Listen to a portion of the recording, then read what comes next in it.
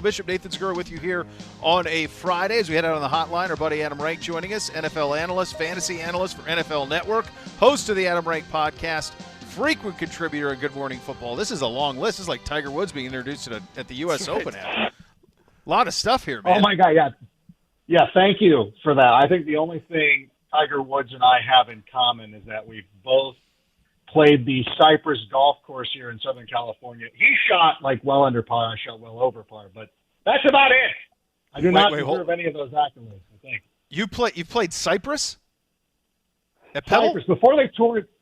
No. Oh, okay. Jeez. I lived near where Tiger went to high school and everything like that. Oh, he was like a big star when he was in high school. And there was a golf course called Cypress High School, or Cypress Golf Course, that has been torn down now. But it was a famed thing that Tiger used to play there. If you were lucky, every once in a while you'd see him and Earl out there. But, that's it. Fantastic. That's where the similarity – oh, and I'm also balding. But that's where the similarities end. Adam, before we get it, but first of all, I can't recommend your State of the Franchises enough. I love them. I love all of them. The one you wrote on us is incredibly entertaining and I think on point. But before we get to your points on the Browns, I am a relative neophyte when it comes to Star Wars. And through quarantine, I've had to watch them all. My kids became obsessed, and we watched all 9 of them in order, and they would keep trying to watch them over and over again. And you have particularly negative comments about Episode 9. What are the common what did they screw up there? How did they get that wrong? Here's the one thing. Now, obviously, I'm a big fan. I've watched the animated series. I've done everything. I went in, and in the moment, I remember sitting there watching Episode 9 in the theater. Remember theaters? I was in the theater watching it, and I enjoyed it. And I'm like, oh, that was a good movie. I'm satisfied. And then I never went back and watched it again, which is unusual for me because anytime a Star Wars movie comes out, and I'll include Rogue One and Solo in this too, is that I will go back to the movies multiple times and watch them. Never had any desire to watch 9 again. I have not watched it on Disney Plus. And so I'm looking back and I'm like, I remember liking it, but I have no desire to go back and do it. If you meet somebody on the street, you're like, that was a delightful conversation. I can end this right now. I don't need to see you again. And so that's the way it was for me. And I don't know. And I felt like perhaps JJ not doing all 3 of the movies was kind of difficult because it seemed like the first half of 9, from my recollection, was him going back and being like, here's all the stuff I wanted to do if I would have done 8. And now we're going to move forward with some other stuff. Perhaps if JJ had done all 3, if Ryan Johnson had done all 3, it would have been a lot different. I just felt that to end the franchise this way was kind of like the New England Patriots ending of 2007. You're like, yeah, you were perfect for a while, and then, the unpleasantness happened. Where do you rank that in terms of disappointments? Because it was also in 2019 we had the end of Game of Thrones that many, I would say, did even a worse job than even Star Wars ending what had been an otherwise flawless run. You know what's funny is I never got into the Game of Thrones. Wow. It's too much make-believe. Lucky you. Too much you get an opportunity now. I know, I think I'm sorry. But it was too much I have to stretch my disbelief a little too much. And I like professional wrestling, but I just couldn't. I watched a couple episodes. There's a little flying. I'm like, you know what? God bless everybody who enjoys this, but sometimes not everything has to be for everyone. And I'm going to bow out gracefully. And I'm also going to be the person who doesn't go on social media to announce that they don't like something. Like that's, that is so frustrating. Like, hey, I don't like Game of Thrones. Like, cool, then don't watch it. Like, you don't have to announce it to the world. You know what I'm saying? Like, I didn't enjoy it, but I know a lot of people did, and I know that there was a lot of disappointment with that as well. Adam, though, it is good that Star Wars requires you to suspend no disbelief whatsoever. So I could see how. It's a true story. It's not based on our world. It's based on a long time ago. Far away. A galaxy far, far away. Yeah. Like, that's why it's believable. Adam, it's a pleasure talking to you about a number of things. Well, let's talk a little bit about your state of the franchise with this Browns team. And Nathan and I were at the charge. We were sitting in the cockpit of the bandwagon last summer, talking about the talent on this roster and the world's team, and we had a lot of fun with it. And I don't take back any of it because it was a really Adam fun was our off-season. co-pilot. We did this exactly a year ago. That's we right. did this. I was in the bar cart of that hype train delivering drinks. Like I was with you. Yeah, and it just went so bad, so spectacularly bad, and yet somehow here we are a year later, and everything that you liked about the team a year ago remains. You've added a lot in terms of 2 new top-flight tackles, in terms of a top-flight tight end, in terms of what we think is a pretty dang good draft. You've addressed the weaknesses of the team, and this is a team that is not talked about much at all, which is fine for this organization. I don't think we need to repeat what happened a year ago. It needs to be proven on the field. But are people sleeping a little bit, you think, on the overall talent on this roster? Oh, 100%. And that's the way that you want it. And, I point this out in the piece as well, is that there's always going to be a lot of fantasy people as well who bought into Baker Mayfield, and because it ended so poorly, they're like, we're never going back. It's like if you went and saw one Superman movie and didn't like it, you're never going to trust them again when they start putting out those movies. So it takes a little bit of trust building, and that's fine. And I think that's where the Browns want to be, especially in a division where you have the Ravens coming off a 14-2 season. The Steelers should be much improved with Ben Roethlisberger coming back. They have a lot of talent, especially on defense. So it's fine to fly underneath the radar, and I think that's where they want to be. And I think that, I like them a lot this year, and I really do believe that they're going to be above 500. They're going to be in the mix for the playoffs. I believe all that stuff. Unfortunately, not having the real off season, because I think that's going to be tough for any team that has a new head coach. Yep. Trying to learn some verbiage and things like that with the Zoom meetings and everything. But overall, I think that this is a very talented team. The thing that really strikes me, the thing I get the most upset about is that people act like Baker Mayfield forgot how to play quarterback last year. I think that was an indictment on the coaching staff, not running an offense they needed to run. And you saw it that any time he ran play action, he was really effective. He was one of the best in the league. And I think that's the one thing that Stefanski brings in, which allows him, especially when you got Nick Chubb and Kareem Hunt, the team's going to be able to run. So I do believe that this is – I know last year we missed the mark, but trust us this year, it's going to happen. We agree with you. We believe as well, and I know you say in your article, and I know it's true, you are a huge believer in Baker, who you talked about there. Wouldn't you say if you're Baker Mayfield, you feel pretty good that basically every major decision made by this organization was clearly done with you in mind and how to make your job easier and make you better at it? You get Conklin and Wills, you sign Austin Hooper, you bring in Stefanski running that outside zone play action scheme. I mean, it's all there for Baker, right? I mean, this is the year where we're going to find out exactly what we've got, and like you, we think it's going to be really good. Yeah, it's really weird to watch an organization try to surround their quarterback with talent, because the Packers have one of the best quarterbacks of a generation. They're like, yeah, you don't need any receivers. You're fine. We're gonna draft a replacement, whatever. But yeah, I love it, and I think that was one of the things about the Browns last year. And I think I probably mentioned this in the piece, but last year I think it was the third or fourth week of preseason, and the Browns made a trade for an offensive lineman, which made me go, uh-oh, what? Because we kind of dismissed Kevin Zeitler being traded away. You're like, whatever. What does it really matter? And then you're like, oh wait, that was very important. Yeah, we probably should have brought that along. It's like, I don't need my iPhone charger. And then 6 hours later, your phone's dying. You're like, oh, maybe I should have brought that along. So you kind of learn from that. And again, they drafted they drafted a great offensive lineman. They brought in the top offensive lineman who was available in free agency. Austin Hooper was a shocker to a lot of people, because I know that they were expecting him to go to a team like the Packers or maybe the Bears or somebody like that. That came a little out of left field for me. I don't know if it was that way for you guys. And I was like, oh, wow. And I kind of dig it. So everything is set up for Baker to be successful. And you look back to his rookie season.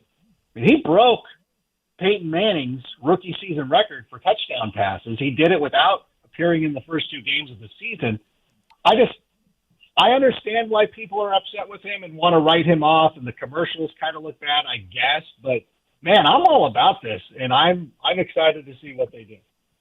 Adam, Adam Rank, our guest, NFL analyst, NFL Network. One thing, we had Kareem on this week, and we were trying to think, and I think Nathan probably came up with the correct answer to this. We were trying to think of a situation where you had two running backs who probably should have won the rushing title last year if he would have been used, down the stretch the way that you normally would have expected him to be used, and one who's already won a rushing title, both under the age of 26 on the same roster. I couldn't recall anything like that in NFL history. And when you talk about Kevin Stefanski's offense, which obviously is run heavy anyway, and now you have two of these guys, I am wondering, and we think it's a really interesting question, how Kevin's going to use both of them and try to split the carries up, because they're both featured backs. And Kareem said to us, they don't view me as a gadget. They view me as a tailback, running back, which is what he is. This situation will be certainly one worth monitoring, won't it? Absolutely. But you know what? It's not too out of the realm of what is happening in the NFL right now. And I think back to Alvin Kamara's rookie season. He joined a roster that had Mark Ingram. They signed Adrian Peterson in the offseason. And Kamara still went in there and had an incredible year. He caught 81 passes, I think it is. Because he's caught 81 passes every year that he's played. And I look at that Saints team, and I look at that as the way you would run an offense. That is how they're probably going to divvy it up. And I know that Kareem Hunt has the ability to be a three-down back, but we expect Nick Chubb to be the guy who will be the bell cow the first, second down, and then Kareem Hunt mixed in there. I think they're both going to get their touches. They're both going to get their opportunities. They're going to run a lot of the 12 personnel, which is two tight ends, because they got Njoku as well. So I think from a prolific passing standpoint, that we're not going to see Baker Mayfield throw for 5,000 yards, which is exactly what you want. And not that he's bad, but you want to be in control of games. You want to shorten games. You want to control the football, and you want to get it in the hands of your talented pass catchers. And Kareem Hunt's obviously one of them. You got Odell. Jarvis is coming off the hip injury. I feel like why am I telling you? You guys already know this. But from my outsider perspective, though, but it seems like it's going to be an efficient offense, and they're going to run the ball. And I know for fantasy dorks like me, we're going to be mad because there's not going to be one guy who's going to be out there crushing it. It's not like Odell's going to have 17 touchdown receptions, and it's not like Nick Chubb's going to run for 2,000 yards. But the overall health of the offense is going to be good. And I think that Stefanski's got a plan. He knows what he's doing, and I think it's going to work out to the benefit. And it's not going to lead you to fantasy wins, but it's going to lead you to wins for the Cleveland Browns.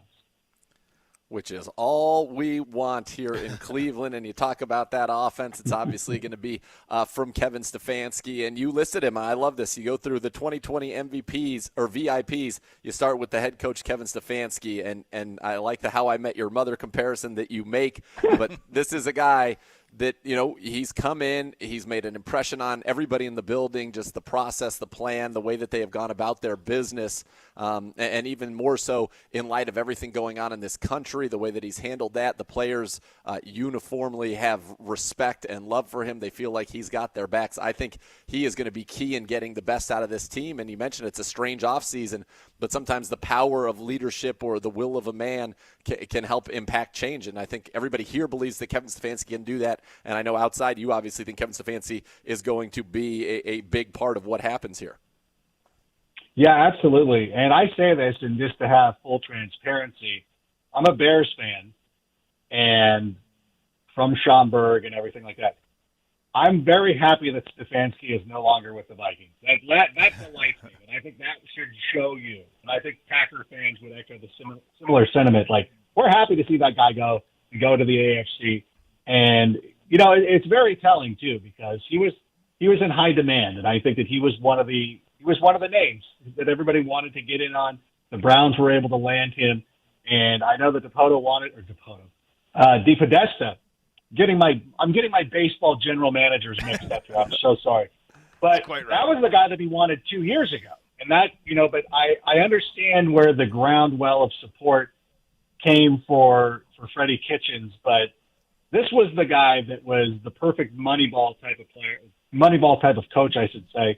The younger coach that we're seeing now, too. We see a lot of it in the NFL. Once Sean McVay had that success, everybody was going out and trying to find the next Sean McVay. And, your friends in Cincinnati went after Zach Taylor, who had like no experience. The only qualification was, I think, that him and McVay were Facebook buddies. And so like, oh my God, let's hire this coach. But the Browns went out and found a guy who actually went out there and was calling plays, who was developing an offense, comes from a pretty good structure. I think that working with Mike Zimmer and more importantly, Gary Kubiak gives him a lot of experience that more so than somebody like Zach Taylor. So, I love this hire. I thought it was very good for them. I think that he's done a great job.